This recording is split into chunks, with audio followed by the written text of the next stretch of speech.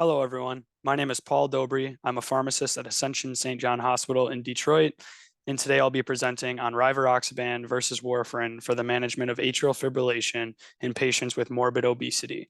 This is a multi-center retrospective cohort study. The authors listed below have no relevant conflicts of interest.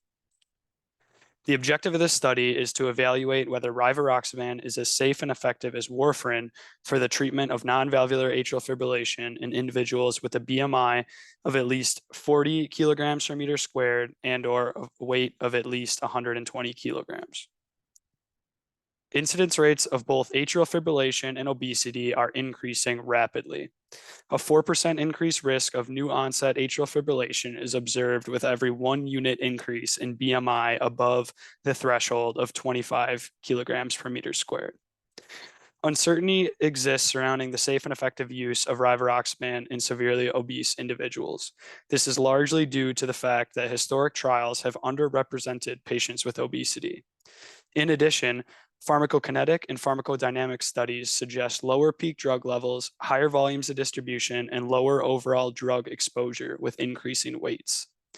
In 2016, the International Society on Thrombosis and Hemostasis recommended to avoid DOACs in those with a BMI greater than 40 or a weight greater than 120 kilograms. Since 2016, several studies have been conducted to address this uncertainty. However, the limitations of this existing literature must be considered. Patients were included into the study if they were at least 18 years of age or older, if they had a BMI of at least 40 kilograms per meter squared, or a weight of at least 120 kilograms.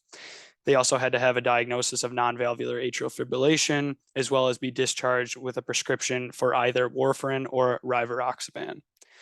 Patients were excluded from the study if they had a mechanical heart valve, if they were pregnant, had severe liver disease, or if they were taking any interacting medications at the same time. And these include things like ritonavir, rifampin, carbamazepine, and others. The primary outcomes of interest were time to stroke or systemic embolism within 12 months, as well as time to major bleeding within 12 months.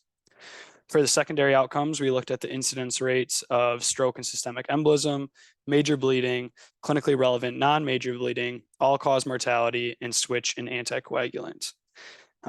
Additional secondary outcomes include initial length of stay, as well as total number of hospital encounters. For statistical analysis, we utilized a Cox proportional hazards model for our multivariable analysis, and to ensure that the effect of the anticoagulant exposure was independent of variable selection, a stepwise backwards elimination was also performed. For sensitivity analysis, we used propensity score matching.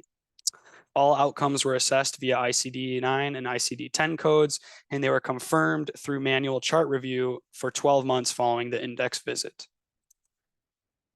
For the results of the study, there was no difference in time to stroke or systemic embolism within 12 months, as well as no difference in time to major bleeding within 12 months.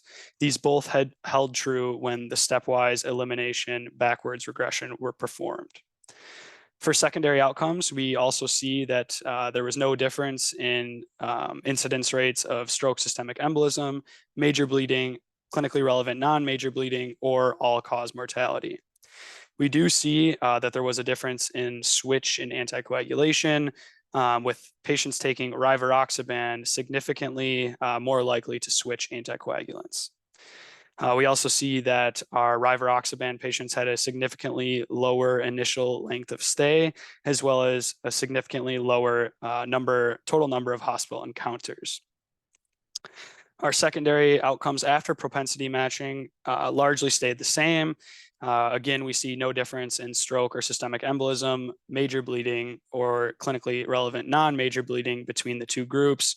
And our length of stay was significantly lower for rivaroxaban after propensity score matching. So this retrospective analysis of real-world data suggests that there is no difference in time to stroke or systemic embolism or major bleeding in obese patients with non-valvular atrial fibrillation taking rivaroxaban compared to those taking warfarin. We can conclude that rivaroxaban is safe and effective to be used in severely obese individuals with non-valvular atrial fibrillation.